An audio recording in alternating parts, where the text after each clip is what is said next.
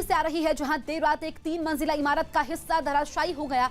हादसे में 8 लोगों की मौत हो गई है, 5 लोग घायल बताए जा रहे हैं। वहीं इमारत के मलबे से 100 लोगों के फंसे होने की आशंका है। 3 मंजिला इस इमारत में हादसे के वक्त लोग गहरी नींद में सो रहे थे। हादसा देर रात 3:20 पर हुआ। इस इमारत को 1984 में बनाया गया था, जिसमें 21 परिवार रह रहे थे। हादसे के बाद एनडीआरएफ की मदद से राहत और बचाव का काम जारी है।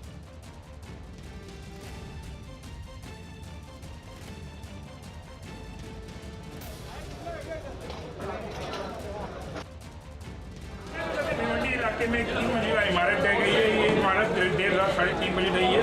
तो बताया जा रहा है कि इस इमारत में लगभग 21 परिवार रहा करते थे। हम आपको दिखाना चाहेंगे कि किस तरीके से एनडीआरएफ की टीम इसमें मलबे को हटाने में लगी हुई है। हम आपको बताना चाहेंगे कि इस इमारत में लगभग 21 परिवार रहते थे। रात 3:30 बजे इमारत ढही गई है और एनडीआरएफ और टीडीआरएफ की टीम ने अब तक यहाँ से 15 लोगों को रेस्क्यू किया है, जिसमें अब तक 7 लोगों की मौत बताई जा रही है और भी 100 लोगों की दबे होने की आशंका है। एनडीआरएफ की टीम ने डॉग स्क्वाड और सारी तैयारों के साथ में लगातार रेस्क्यू काम में लगे हुए हैं। आपको बताना चाहेंगे कि सारे लोग एक ह्यूमन चैन बना के मदद कर रहे हैं, मलबे बढ़ाने में लगे हुए। आप देख सकते हैं कि लोग यहाँ के अधिवासी हैं और ये एनडीआरएफ की टीम के साथ में लगातार मलबे को हटाने में लगे हुए हैं। ये लोगों का प्रयास है कि जल्द से जल्द कितने लोगों को यहाँ से निकाला जा सके और कितने लोगों को सुरक्षित किया जा सके। हमारी सहयोगी ज्योत्सना लाइव मौजूद हैं, सीधे उनके पास चलते हैं। ज्योत्सना, बेहद दुखद हादसा है ये, सबसे पहले ताजा स्थिति बताइए। बिल्कुल, आप अगर नज़ारा देखें तो आपको ध्यान में आ जाएगा कि मलबा किस तरह से, मतलब पूरी इमारत ढह चुकी है और बताया जा रहा है कि 21 से 25 परिवार इस इमारत में रहते थे। और आप देख सकते हैं कि इमारत जो है वो हमें जितना ऊपर दिखाई दे रहा है ना, उससे कई ज़्यादा वो नीचे दबी हुई है, क्योंकि ये इमारत 3 मंजिला इमारत थी, 3 प्लस ग्राउंड, ऐसे मिलकर कुल 4 मंजिला ये इमारत थी। और ये मलबा जो है वो बहुत ऊंचे लेवल पे है। लगभग 100 लोगों के या मलबे के नीचे फंसे होने की आशंका जताई जा रही है। और आप देख सकते हैं यहाँ एनडीआरएफ के जवान है, दमकल विभाग के जवान है, पुलिस है जो रेस्क्यू करने का काम कर रही है। और कई घंटों से ये काम चल रहा है, लेकिन ज़्यादातर लोग जो है वो मलबे के नीचे, क्योंकि रात तकरीबन सुबह के तड़के 3:30 से 3:45 बजे के बीच ये इमारत गिरी। काफ़ी लोग सो रहे थे। कई लोगों को मौका नहीं मिला होगा इमारत से, जब इमारत ढह रही होगी तब कई लोगों को मौका नहीं मिला होगा कि वो इमारत से बाहर जा सके। और अगर आप मृतकों का आंकड़ा देखोगे कि जिनकी मौत हुई उनमें ज़्यादातर बच्चे और महिला है, तो आप समझ सकते हैं कि यह हादसा कितना भयंकर है और किस लेवल पे ये हादसा हुआ है। यहाँ पर कुछ स्थानिक लोग हैं, वो भी लोकल लोग जो है वो भी कोशिश कर रहे हैं ताकि मलबा जल्दी से जल्दी हटे, ज़्यादा से ज़्यादा लोगों को बचाया जाए। हो सकता है कि मलबे के नीचे कुछ जिंदा लोग भी बचे हो, लेकिन ज़रूरी है कि जल्दी अगर मलबा हटाया जाए तो हो सकता है कि कई लोगों को जिंदा भी बाहर निकाला जा सकता है। यहाँ पर जीसीबी बुलाया गया ताकि मलबे को हटाया जाए। पुलिस की टीम यहाँ पर पहुंची है लोगों को हटाने के लिए, क्योंकि काफ़ी लोग देखने के लिए भी यहाँ मौजूद है। आप देख सकते हैं कि इमारत जो है वो दो भागों में डिवाइड हो चुकी थी इमारत। और दूसरे साइड जो आप देख सकते हैं वो भी आप देख सकते हैं कि इमारत पूरा टेरेस से लेके नीचे गिरी है। आप ये जो दिखाई दे रहा है वो एंटीना, वो इस इमारत का टेरेस है और ये टेरेस के साथ इमारत पूछी, मतलब आप देख सकते हैं कि 3 मंजिला इमारत पूरी ज़मीन दोस्त हो चुकी है। और ऐसे में कई लोगों की जो है मौत के आंकड़े और भी बढ़ने की आशंका जताई जा रही है और महिला और बच्चों की ज़्यादातर हादसे में मौत हुई है। इमारत जो है वो 40 साल पुरानी थी इमारत, जिलानी मंजिल ऐसा इस इमारत का नाम था। और आप देख सकते हैं कि आसपास अगर हम विजुअल में आपको दिखाया कि किचन का हिस्सा वहाँ पे दिखाई दे रहा है। अगर आप देख सकते हैं किचन का हिस्सा, मतलब ये इमारत जो है ना वो इतनी ऊँची इमारत थी, इतनी ऊँची इमारत सीधा अभी आप देख सकते हैं पूरा ज़मीन लेवल पर आ चुकी है।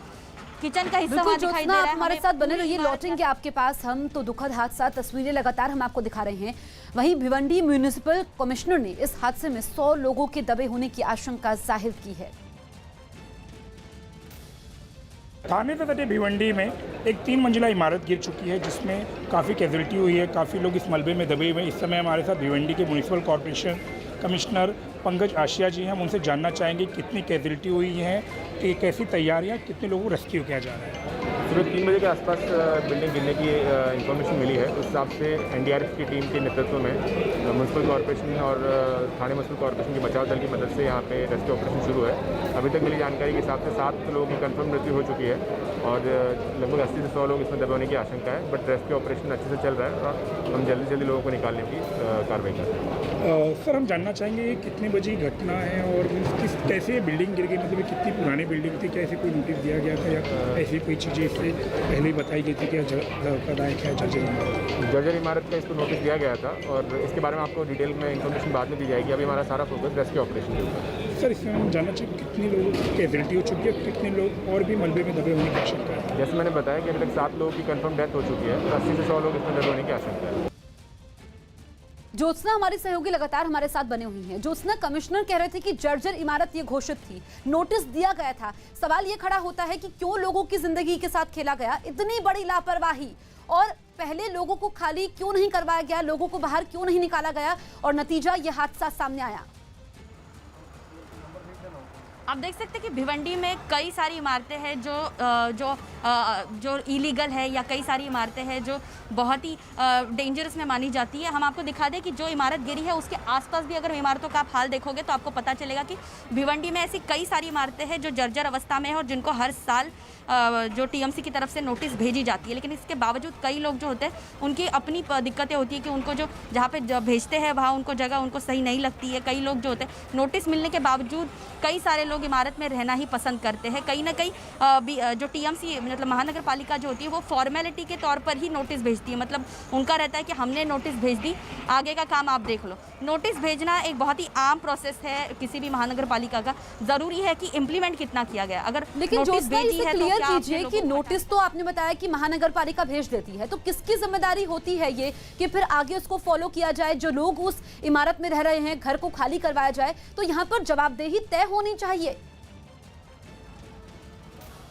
यह जवाबदेही का ऐसा होता है कि महानगर पालिका की तरफ से नोटिस भेजा जाता है, लोगों को समझाया जाता है, लेकिन लोग हटने के लिए तैयार नहीं होते। उसकी वजह 2 वजह होती है।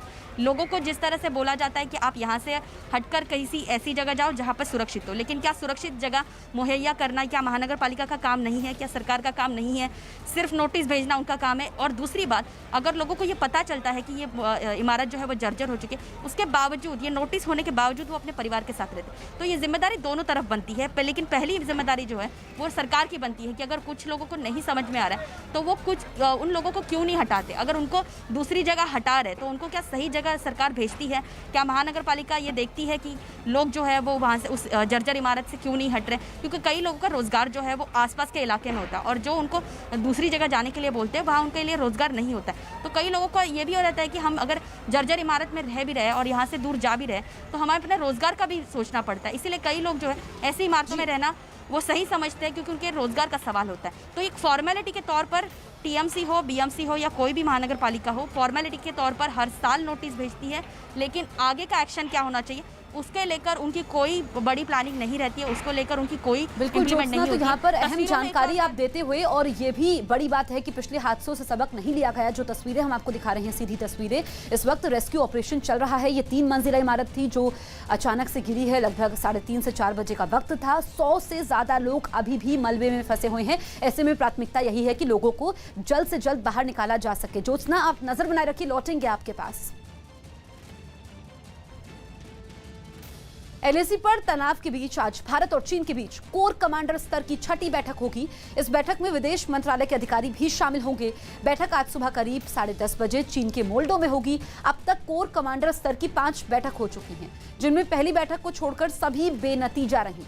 हालांकि आज होने वाली बैठक पिछली बैठकों से बिल्कुल अलग होगी, जहां पैंगोंग के दक्षिण इलाके में कई पहाड़ियों पर कब्जा कर भारत ने चीन को बैकफुट पर धकेल दिया है।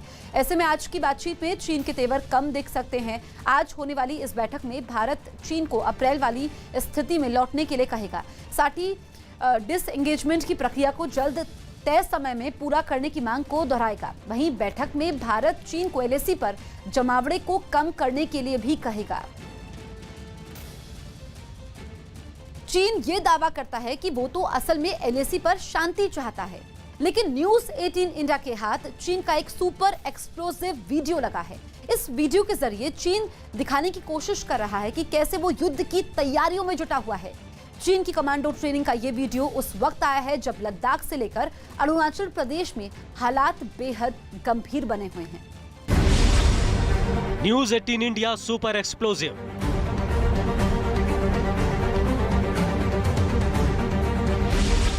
चीन के कागजी शेरों का शक्ति प्रदर्शन।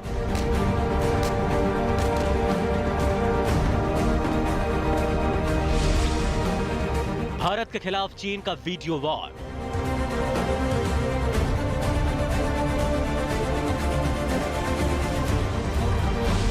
कमांडो ट्रेनिंग का एक्सक्लूसिव वीडियो।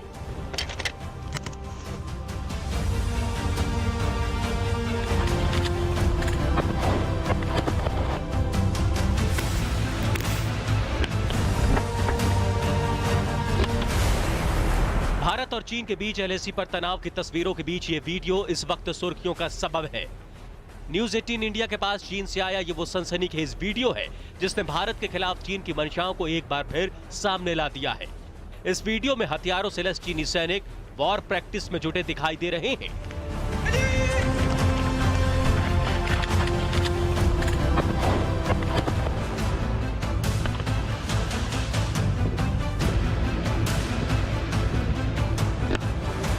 ये चीन की स्पेशल फोर्सेस का वो वीडियो है जिसे चीन की सरकारी मीडिया ने अपनी वेबसाइट पर अपलोड किया है। अभी तक जो चीन हथियारों की नुमाइश करता था, अब वही चीन भारत को ये जताना चाहता है कि उसके स्पेशल फोर्सेस के जवान भारत के खिलाफ जंग लड़ने के लिए किस तरह से तैयार हो रहे हैं।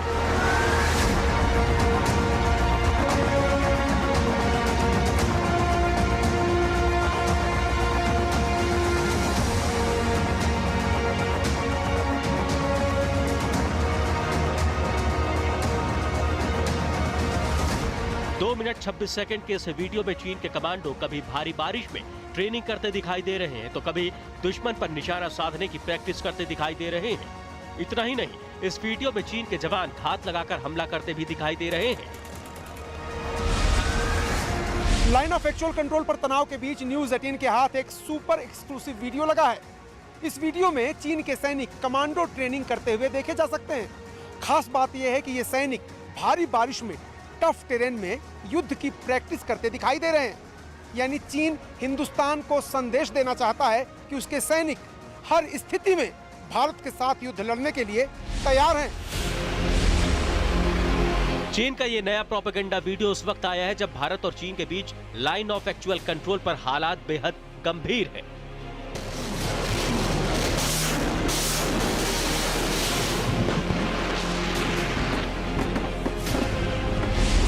शायद चीन ये भूल गया कि जिस हाल्टीट्यूड के इलाके में चीनी सैनिकों को भी लड़ाई लड़नी है वहां पर तो बारिश ही नहीं होती है,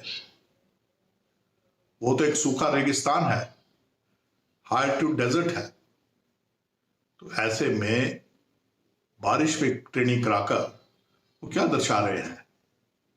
साफ जाहिर है कि ये वीडियो भी चीन का वीडियो वॉरफेयर का प्रोपेगेंडा का एक हिस्सा है। कभी चीन की तरफ से मिसाइलों और टैंकों का शक्ति प्रदर्शन किया जा रहा है, कभी चीन की तरफ से इस तरह के कमांडो ट्रेनिंग का वीडियो जारी किया जा रहा है। चीन का मकसद एकदम साफ है और वो है भारत को न सिर्फ युद्ध के लिए उकसाना बल्कि इस बात को भी साबित करना कि उसकी तैयारियां युद्ध को लेकर कैसी हैं। वीडियो में दिखाया गया है कि चीन के कमांडो किसी पहाड़ी इलाके में ट्रेनिंग ले रहे हैं। ये ट्रेनिंग भारी बारिश के बीच अंजाम दी जा रही है। वीडियो में चीन के कमांडो अपने साथी का रेस्क्यू कर रहे हैं। इस वीडियो में चीन के कमांडो घात लगाकर हमला करने की ट्रेनिंग ले रहे हैं। इतना ही नहीं, इस वीडियो में ये कमांडो निशाना लगाने की ट्रेनिंग भी ले रहे हैं। चाइना की पीएलए है, उसका एक बहुत बड़ा ये है वॉर फाइटिंग का एक तरीका है कि इस तरह के वीडियो जारी करके अपने जो एडवर्सरी है उसको ये दिखाना कि पीएलए है, एक बहुत सशक्त आर्म फोर्सेस है, एक प्रोफेशनल आर्मी है, जबकि ये चीज़ें एक प्रोपेगेंडा की तरह वो दिखाते हैं और सोचते हैं कि शायद वो दहशत पैदा कर दें और अपनी कैपेबिलिटी एंड कैपेसिटी के बारे में लोगों को बताएं। तो इन वीडियो से प्रोफेशनल आर्मी, खास करके भारतीय सेनाओं का ये एक मखौल के तरह देखा जाता है। उनकी जो वीकनेसेस हैं, स्ट्रेंथ के अलावा वीकनेसेस सामने आती हैं क्योंकि ये वेपन ट्रेनिंग इस तरह से होती नहीं। दरअसल चीन की फौज को दुनिया में कागजी शेरों के तौर पर जाना जाता है।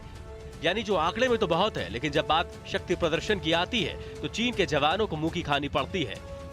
लद्दाख की गलवान घाटी में भारतीय सेना के हाथों पिटने के बाद 29-30 अगस्त की रात पेंगोंग झील के दक्षिणी किनारे पर चीन को करारा जवाब दिया गया।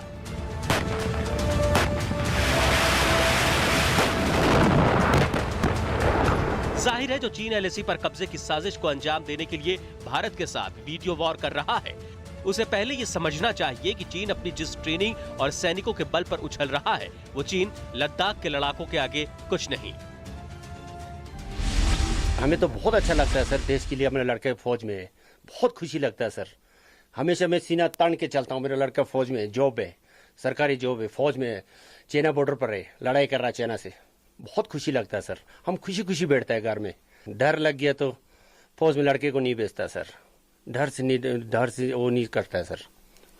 और मौत से डरने लग गया ना सर तो देश नहीं चलेगा सर। सर मेरा दूसरा लड़का भी तैयार हो रहा है, ये भी जाना चाहता है, ये जबरदस्ती बेचना है सर इसको। ये लद्दाख स्काउट से जुड़े वो परिवार हैं जो चीनी सेना के दमखम को पल भर में मिट्टी में मिला सकते हैं। इनके परिवार का बच्चा बच्चा चीन से लोहा लेने को तैयार है। बहुत अच्छा लगता है सर, कभी कभी याद भी आता है, लेकिन बहुत अच्छा लगता है। मेरा भाई लद्दाख स्क्वाड में, मैं लद्दाख स्क्वाड में जाऊंगा। क्यों? क्योंकि मुझे देश का नाम रोशन करना है। दरअसल ऊंचाई वाले इलाकों में चीन की सेना के पास न सिर्फ अनुभव की कमी है, बल्कि चीन की सेना को उस ठंड का सामना करने की आदत भी नहीं है जिस ठंड का सामना भारतीय सेना सियाचिन में बीते कई सालों से कर रही है।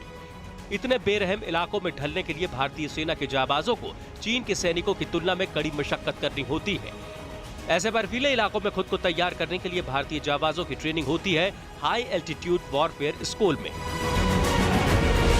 जिस हाई एल्टीट्यूड वॉरफेयर स्कूल में इन जवानों की ट्रेनिंग होती है वो 9000 फीट की ऊंचाई पर मौजूद है। गुलमर्ग में हाई एल्टीट्यूड वॉरफेयर स्कूल में जवानों को ट्रेन किया जाता है।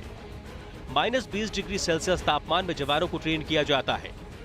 जनवरी से अप्रैल तक चलने वाली ट्रेनिंग को विंटर वॉरफेयर ट्रेनिंग कहते हैं। मई से अक्टूबर तक चलने वाली ट्रेनिंग को माउंटेन वॉरफेयर ट्रेनिंग कहा जाता है। इस ट्रेनिंग को सोनमर्ग में पूरा किया जाता है। सोनमर्ग में रॉक क्लाइंबिंग से जुड़ी ट्रेनिंग दी जाती है। इस दौरान भारतीय सेना के जवानों को बर्फ में जंग के तरीकों और बर्फीले तूफान से मुकाबला करने के तरीकों को सिखाया जाता है। इतना ही नहीं, हर चुनौती का सामना करते हुए इन जवानों को यह भी सिखाया जाता है कि कैसे मुश्किल हालात में फंसे किसी साथी को सुरक्षित रेस्क्यू करना है।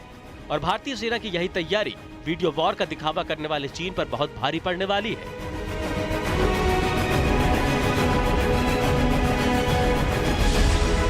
जहां तक हाई एल्टीट्यूड का सवाल है, भारतीय सैनिकों को पहले तो हाई एल्टीट्यूड वॉरफेयर स्कूल के अंदर हाई एल्टीट्यूड वॉरफेयर की ट्रेनिंग दी जाती है।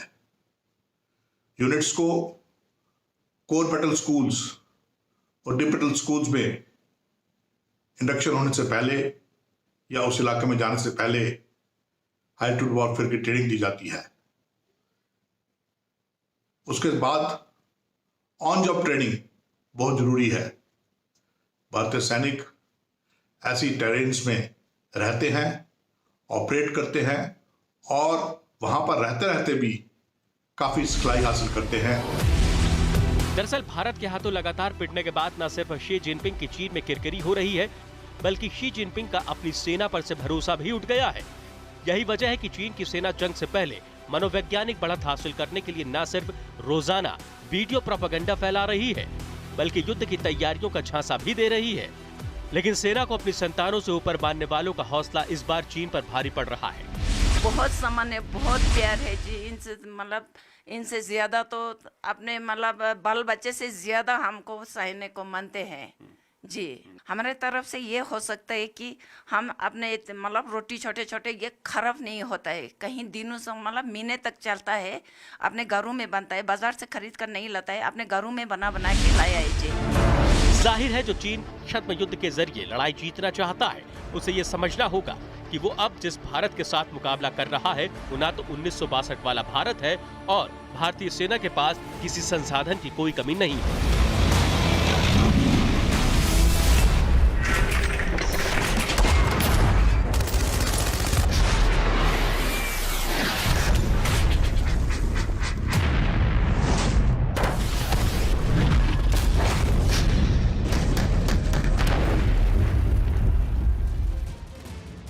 कर्नाटक के कई इलाकों में तेज बारिश की वजह से नदियों के उफान पर आने से लोगों की मुसीबत बढ़ गई। बारिश का सबसे ज्यादा असर वहां के चिकमंगलुरु जिले में देखने को मिला, जहां तेज बारिश के बाद कई रास्ते पानी में डूब गए और लोगों के सामने उन्हें पार करने की चुनौती खड़ी हो गई। वहां से सामने आई एक तस्वीर में एक सड़क पर कई फीट पानी भरा दिखा, जिसे गाड़ियां सावधानी से पार करती नजर आई। बड़ी गाड़ियां तो आराम से पार हो गई, लेकिन छोटी गाड़ियों को रास्ता पार करने के लिए ज्यादा सावधानी बरतनी पड़ी। बारिश की वजह से चिकमंगलुरु के कई रिहायशी इलाकों पर भी बाढ़ का खतरा बढ़ गया। कुछ इलाकों के पास से पानी सैलाब की तरह बहता नजर आया। वहाँ की कई नदियाँ भी उफान पर बहती दिखी। अमेरिका के शिकागो में बंद पड़े एक म्यूजियम में 2 पेंगुइन के घूमने का एक वीडियो सामने आया। कोरोना के खतरे की वजह से ये म्यूजियम पिछले कई महीनों से लोगों के लिए बंद है, जिसमें ये 2 पेंगुइन कई महीने बाद मस्ती करती नजर आईं। दोनों पूरे म्यूजियम में बड़े मजे से टहलती दिखी और वहां की खूबसूरती को भी काफी ध्यान से निहारती नजर आईं। उन्होंने वहां के हर कोने का मुआयना किया और इस दौरान उनकी नजर वहां लगी तस्वीरों पर भी गई। दोनों ने वहां लगी सभी तस्वीरों को पास से जाकर देखा। इस दौरान कई पेंटिंग पर तो उनकी नजर ठहर गई और वो उन्हें बड़े गौर से देखने लगी। काफी देर तक म्यूजियम में समय बिताने के बाद दोनों बड़े आराम से बाहर चली गईं। पेंगोंग के दक्षिण इलाके में कई पहाड़ियों पर कब्जा कर भारत ने चीन को बैकफुट पर धकेल दिया है। बीते 3 हफ्तों में भारतीय सेना ने LAC के पास 6 नई चोटियों पर कब्जा कर लिया है।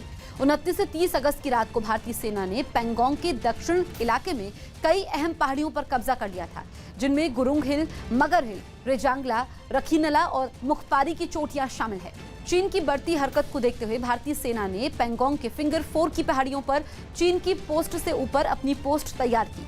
यहीं से चीन के हर कदम पर नजर रखी जा रही है। बिहार के सिवान में अवैध शराब की खबर मिलने पर छापा मारने पहुंची पुलिस पर गांव वालों ने हमला कर दिया। आरोपी की शराब के अवैध कारोबार से जुड़े लोगों के भड़काने पर गांव वालों का गुस्सा भड़का और उन्होंने अवैध शराब के ठिकानों पर छापा मारने पहुंचे पुलिस वालों को गांव से खदेड़ दिया। हालांकि इससे पहले पुलिस वहां गांव वालों को समझाने की कोशिश करती रही, लेकिन अचानक लोग भड़क गए और उन्होंने पुलिस वालों को खदेड़ना शुरू कर दिया। सर भाग जाइए, भाग जाइए, भाग जाइए, भाग जाइए, भाग जाइए। कुछ पुलिस वाले तो एक गाड़ी में बैठकर निकल गए, लेकिन बाकी पुलिस वालों को अपनी जान के लिए पैदल ही गांव से भागना पड़ा। गांव की महिलाएं और बच्चे भी हाथों में डंडे लेकर पुलिस वालों को दौड़ाते नजर आए। सर लुका जाइए। भीड़ ने पुलिस वालों को तब तक दौड़ाया जब तक कि वो गांव से दूर नहीं चले गए। इस बीच एक पुलिस वाला भीड़ में गिर गया, जिस पर कुछ लोगों ने हमला करने की कोशिश भी की। हालांकि गांव के कुछ लोगों के समझाने पर किसी ने भी उस पुलिस वाले को हाथ नहीं लगाया। शराब के अवैध कारोबार से जुड़े लोगों को पकड़ने गई पुलिस बड़ी मुश्किल से अपनी जान बचाकर वहां से भाग गई। 30 अगस्त को चुशूल की पहाड़ियों में चीन को भारतीय सेना ने खदेड़ दिया था। इस बीच पहाड़ पर कब्जा करने वाले जवानों तक गांव की 10 लड़कियों ने खाना और पानी पहुंचाया था। जवानों के पहुंचने के बाद सप्लाई लाइन कायम होने तक इन लड़कियों ने लंबा और कठिन सफर तय कर जवानों की मदद की और अगले 2 दिनों तक खाना और पानी पहुंचाने में मदद की।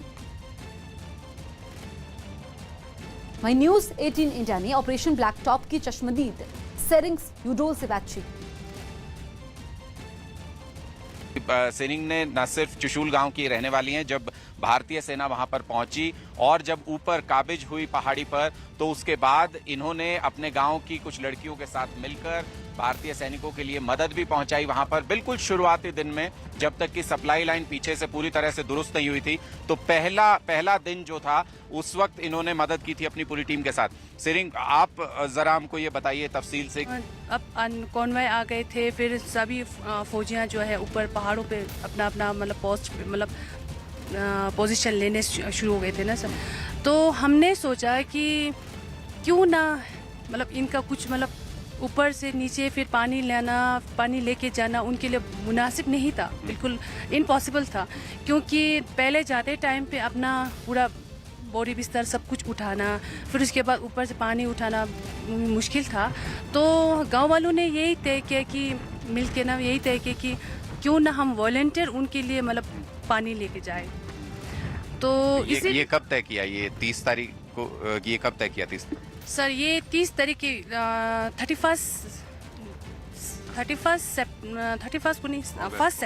1 सितंबर को हमने 31 शाम को हमने ये तय किया कि क्यों ना हम ऐसे क्यों बैठे, क्योंकि हम उनकी वजह से तो हम आर्मी वालों की वजह से तो हम आराम से सो पा रहे हैं, रात को आराम से नींद सो पा रहे हैं। तो हम क्यों ना इनके लिए कुछ करें, हम भी इनके लिए कुछ करना चाहिए। न्यूज 18 इंडिया सबसे पहले आपको ये खबर दे रहा है कि चीन नेपाल को धीरे धीरे अपनी गिरफ्त में लेता जा रहा है। खबर के मुताबिक भारत नेपाल सीमा के पास के एक इलाके लाप्चा लिमी में चीन ने नेपाल सरकार की इजाजत के बिना 9 इमारतें बना ली है। लाप्चा लिमी से भारतीय सीमा कुछ ही किलोमीटर की दूरी पर है। जानकारों का मानना है कि नेपाल की जमीन पर चीन के कब्जे की साजिश दरअसल शी जिनपिंग के नेपाल प्लान का एक अहम हिस्सा है। इस प्लान के जरिए भी जिनपिंग भारत को घेरने की फिराक में है।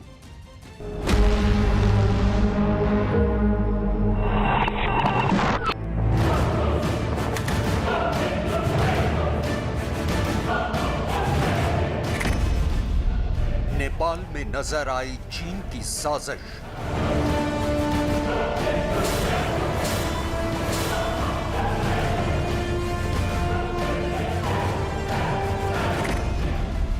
नेपाल की जमीन पर चीन का कब्जा।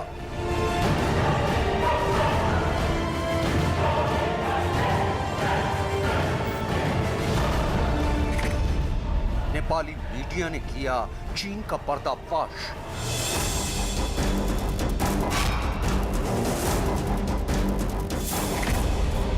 शी जिनपिंग का नेपाल प्लान। चीन के सर्वोच्च नेता शी जिनपिंग किस कदर पिछले 4 महीनों से भारत को घेरने के मकसद से साजिशों के जाल बुन रहे हैं, ये तो पूरी दुनिया देख रही है। शी जिनपिंग की साजिश की शुरुआत 15 जून को गलवान घाटी से हुई।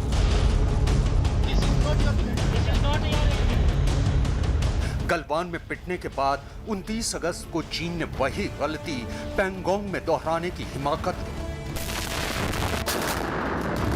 लेकिन भारतीय फौज के जांबाजों ने उसकी इस चाल को भी नाकाम कर दिया।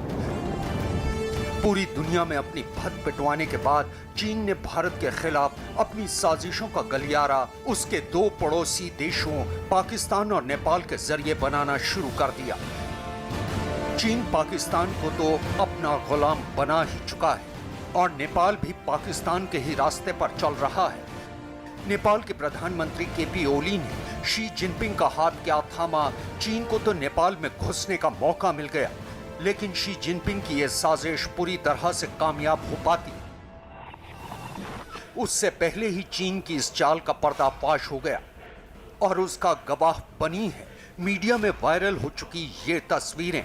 ये नेपाल के हुमला इलाके की वो तस्वीरें हैं जो चीन की फितरत की गवाह हैं। फितरत दोस्ती में दगा करने की। चीन ने भारत को घेरने के मकसद से नेपाल से दोस्ती की और फिर इसी दोस्ती के जरिए भारत के खिलाफ साजिश की चाल चलने लगा। चीन की चाल का अक्स नेपाल के नक्शे में नजर आता है, जिसमें उसने भारतीय इलाकों पर अपना दावा किया है। लेकिन जब ये चाल नहीं चली तो चीन ने अपनी राजदूत हाओ यांकी के जरिए भारत और नेपाल के बीच दरार डालने की कोशिश की।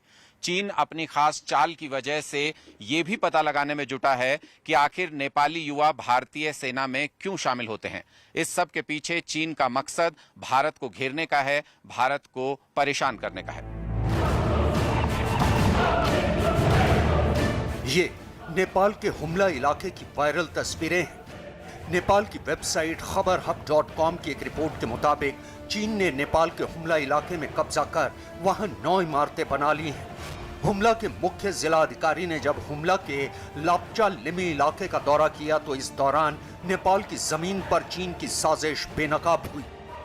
नेपाल के हुमला जिले के लाप्चा लिमी इलाके की सरहद चीन और भारत के उत्तराखंड से लगती है और इस इलाके से भारतीय सीमा महज कुछ किलोमीटर ही दूर है। लिहाजा चीन ने नेपाल से दोस्ती की आड़ में दगा करते हुए इस इलाके पर अवैध कब्जा करना शुरू कर दिया और वहां 9 इमारतें बनवा ली। इन इमारतों को यहां बनवाने के पीछे चीन का क्या मकसद है ये तो अभी पता नहीं चल पाया है, लेकिन नेपाल की सरजमी पर चीन की एक बड़ी साजिश का अलबत्ता पर्दाफाश जरूर हो गया। फिलहाल नेपाल का विदेश विभाग इस मामले की जांच कर रहा है। पिछले लंबे समय से चीन नेपाल और तिब्बत के सीमा क्षेत्र में सड़कों का निर्माण कर रहा है और इसी निर्माण के दौरान में काफी जगहों पर चीन ने नेपाल की भूमि पर अवैध कब्जा किया है, जिसकी धीरे धीरे नेपाल में आवाजें उठ रही हैं। ये चीन की विस्तारवादी नीति का ही एक हिस्सा है। इससे पहले अगस्त 2020 में चीन की एक और साजिश का पर्दाफाश हुआ था, जब चीन ने नेपाल के एक एनजीओ चाइना स्टडी सेंटर के जरिए ये पता लगवाने की कोशिश की थी कि आखिर नेपाली युवा भारतीय फौज में क्यों भर्ती होते हैं। इसके लिए चीन ने चाइना स्टडी सेंटर एनजीओ को नेपाल में अपनी राजदूत हाउ यांकी के जरिए करीब 13 लाख रुपए भी दिए थे। हाउ यांकी भारत के खिलाफ नेपाल के नए नक्शे की साजिश की सूत्रधार रह चुकी हैं। दरअसल 8 मई को उत्तराखंड के धारचूला से लिपुलेख दर्रे को जोड़ने वाली 80 किलोमीटर लंबी सड़क के उद्घाटन के बाद भारत और नेपाल के बीच तनाव शुरू हो गया था। नेपाल ने इस सड़क का विरोध किया था और इसके कुछ दिनों बाद चीन की राजदूत हाउ यांकी के इशारे पर नेपाल सरकार ने एक नया नक्शा जारी किया था, जिसमें भारत के लिपुलेख, काला पानी और लिम्पिया धुरा इलाकों को नेपाल में दिखाया गया था। चीन की इस साजिश को भारतीय खुफिया एजेंसियों ने बेनकाब कर दिया था। चीनी राजदूत के द्वारा वहां की राजनीति में इंटरफियर और अपने प्रभाव से वहां के प्रधानमंत्री के द्वारा इस तरह के वक्तव्य दिलवाना और उससे हरकतें करवाना, ये बड़ा दुर्भाग्यपूर्ण है। और अगले आने वाले समय में इस प्रकार नेपाल, जो भारत का मित्र कहा जाता था और भारत की सहायता सब नेपाल को मिलती थी, उससे भी ये अभी नेपाली जनता को दूर करना चाह रही हैं और इस प्रकार उसको अलग थलग करके पूरी तरह से चीन के प्रभाव में लाने की एक कोशिश की जा रही है। आइए अब आपके सामने चीन के एक और राज को भी जाहिर कर देते हैं कि आखिर चीन कमजोर देशों को अपने सामने झुकाने के लिए उनके खिलाफ कैसे साजिशों का जाल बुनता है। दरअसल चीन की वजह से भारत के रिश्तों में आए तनाव की वजह से नेपाल ने जरूरी वस्तुओं के आयात के लिए चीन की मदद मांगी थी, लेकिन चीन ने नेपाल की मदद करने के बजाय नेपाल चीन सीमा के 2 अहम चेक पोस्ट रासुवा गढ़ी केरुंग और तत्तो पानी खासा को ही बंद कर दिया।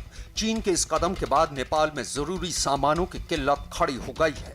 चीन ने कोरोना वायरस के संक्रमण फैलने का बहाना बनाकर जनवरी से ही इन दोनों चेक पोस्ट को बंद कर रखा है और नेपाल सरकार की गुजारिश के बावजूद चीन इन रास्तों को खोलने पर राजी नहीं है। यानी चीन पहले नेपाल को अपनी शर्तों पर अपने सामने झुकाना चाहता है और फिर उसके बाद नेपाल की मदद करेगा। जानकारों का मानना है कि ये सब शी जिनपिंग के नेपाल प्लान का एक हिस्सा है, जिसका मकसद सिर्फ और सिर्फ भारत को घेरना है। कोरोना वायरस की दूसरी लहर से जूझ रहे फ्रांस में ब्रिटेन के एक आदमी के मास्क न पहनने पर पुलिस ने बेरहमी की। इस घटना का वीडियो एक ट्रेन में सफर कर रहे कुछ लोगों ने बना लिया, जो सोशल मीडिया पर वायरल हो गया, जिसमें फ्रांस के ओलियो में 2 पुलिस वाले उस शख्स को स्टेशन के प्लेटफॉर्म पर दबोचे नजर आए। एक पुलिस वाला तो उसके सिर पर पैर रखकर खड़ा दिखा। उस आदमी ने विरोध किया तो पुलिस वाले को गुस्सा आ गया। उसने उसके सिर पर 2-3 बार लात मार दी। ये देखकर वहां मौजूद एक महिला चीख पड़ी। इसके बाद उस आदमी को हथकड़ी पहना दी गई, मगर तब भी पुलिस वाले ने उसके ऊपर से अपनी टांग नहीं हटाई। करीब 2 मिनट तक वो पुलिस वाला उस आदमी के ऊपर पैर रखकर खड़ा रहा। बताया गया कि उसने शराब पी हुई थी और वो ट्रेन में मास्क नहीं पहन रहा था। कर्नाटक के कई इलाकों में तेज बारिश की वजह से नदियों के उफान पर आने से लोगों की मुसीबत बढ़ गई। बारिश का सबसे ज्यादा असर वहां के चिकमंगलुरु जिले में देखने को मिला, जहां तेज बारिश के बाद कई रास्ते पानी में डूब गए और लोगों के सामने उन्हें पार करने की चुनौती खड़ी हो गई। वहां से सामने आई एक तस्वीर में एक सड़क पर कई फीट पानी भरा दिखा, जिसे गाड़ियां सावधानी से पार करती नजर आई। बड़ी गाड़ियां तो आराम से पार हो गई, लेकिन छोटी गाड़ियों को रास्ता पार करने के लिए ज्यादा सावधानी बरतनी पड़ी। बारिश की वजह से चिकमंगलुरु के कई रिहायशी इलाकों पर भी बाढ़ का खतरा बढ़ गया। कुछ इलाकों के पास से पानी सैलाब की तरह बहता नजर आया। वहाँ की कई नदियां भी उफान पर बहती दिखी। सर्दियों के लिए भारत की तैयारियों से घबराए चीन ने भी ठंड से बचने के लिए अपने सैनिकों को दी जाने वाले कपड़ों और गैजेट्स की जानकारी दी है। चीन ने इसके लिए कुछ तस्वीरें जारी की हैं। दरअसल भारतीय सेना ने पूर्वी लद्दाख में एलएसी पर चीन के साथ जारी टकराव के बीच जरूरी सामान इकट्ठा कर लिया है। भारतीय सेना के जवानों को लद्दाख की खून जमा देने वाली सर्दी से बचने के लिए कई लेयर्स वाले कपड़े भी मिल गए हैं। ऐसे में भारत की तैयारियों से घबराए चीन ने भी अपने जवानों को दिए जाने वाले कपड़ों और गैजेट्स की तस्वीरें जारी कर दी हैं। अर्जेंटीना के ब्यूनस आयर्स में कोरोना की वजह से बेघर हुए लोगों को आर्थिक मदद दिलाने के लिए एक विशाल रैली की गई। इस रैली को कुछ विपक्षी दलों की तरफ से बुलाया गया। जिसमें बड़े पैमाने पर लोग शामिल हुए। सड़क पर उतरे हजारों लोग अपने हाथों में झंडे और कई तरह के पोस्टर पकड़े दिखे, जिनके जरिए उन्होंने सरकार से कोरोना की वजह से बड़े पैमाने पर बेघर हुए परिवारों को आर्थिक सहायता देने की मांग की। इस विशाल रैली में पैदल चलते लोगों के अलावा गाड़ियों का कारवां भी नजर आया, जिनकी छतों और खिड़कियों पर झंडे और पोस्टर लगे दिखाई दिए। जानकारी मिलने के बाद वहां पहुंची पुलिस ने रैली को आगे बढ़ने से रोक दिया और लोगों को समझाने लगी, लेकिन जब लोग नहीं माने तो पुलिस ने उन पर आंसू गैस के गोले दागने शुरू कर दिए। पुलिस की कार्रवाई की वजह से रैली रुक गई, लेकिन लोगों ने अपनी मांग पूरी होने तक प्रदर्शन जारी रखने की चेतावनी दी। बिहार के सिवान में अवैध शराब की खबर मिलने पर छापा मारने पहुंची पुलिस पर गांव वालों ने हमला कर दिया। आरोपी की शराब के अवैध कारोबार से जुड़े लोगों की भड़काने पर गांव वालों का गुस्सा भड़का और उन्होंने अवैध शराब के ठिकानों पर छापा मारने पहुंचे पुलिस वालों को गांव से खदेड़ दिया। हालांकि इससे पहले पुलिस वहां गांव वालों को समझाने की कोशिश करती रही, लेकिन अचानक लोग भड़क गए और उन्होंने पुलिस वालों को खदेड़ना शुरू कर दिया। सर भाग जाइए, भाग जाइए, भाग जाइए, भाग जाइए, भाग जाइए। कुछ पुलिस वाले तो एक गाड़ी में बैठकर निकल गए, लेकिन बाकी पुलिस वालों को अपनी जान के लिए पैदल ही गांव से भागना पड़ा। गांव की महिलाएं और बच्चे भी हाथों में डंडे लेकर पुलिस वालों को दौड़ाते नजर आए। सर लुका जाइए। भीड़ ने पुलिस वालों को तब तक दौड़ाया जब तक कि वो गांव से दूर नहीं चले गए। इस बीच एक पुलिस वाला भीड़ में गिर गया, जिस पर कुछ लोगों ने हमला करने की कोशिश भी की। हालांकि गांव के कुछ लोगों के समझाने पर किसी ने भी उस पुलिस वाले को हाथ नहीं लगाया। शराब के अवैध कारोबार से जुड़े लोगों को पकड़ने गई पुलिस बड़ी मुश्किल से अपनी जान बचाकर वहां से भाग गई। इस वक्त चीन से जुड़ी बड़ी खबर आ रही है। चीन ने ताइवान को धमकी दी है। चीन शामिल है। यूरोप के देश बेलारूस की राजधानी मिन्स्क में राष्ट्रपति के इस्तीफे की मांग करते हुए हजारों लोग सड़कों पर उतर आए। बेलारूस में 9 अगस्त को चुनाव हुए थे, जिसमें अलेक्जेंडर लुकाशेंको की जीत हुई थी, लेकिन विपक्ष का आरोप है कि चुनाव में बड़े पैमाने पर धांधली हुई, जिसके खिलाफ वहां लंबे वक्त से प्रदर्शन चल रहे हैं। बेलारूस की राजधानी मिन्स्क में एक बार फिर हजारों प्रदर्शनकारियों ने राष्ट्रपति अलेक्जेंडर लुकाशेंको के खिलाफ मोर्चा खोला। हाथों में झंडे लिए इन प्रदर्शनकारियों ने मिन्स्क की सड़कों पर मार्च निकाला। कई सड़कें प्रदर्शनकारियों से भरी नजर आई। बताया गया कि करीब 10,000 लोग इस प्रदर्शन में शामिल हुए।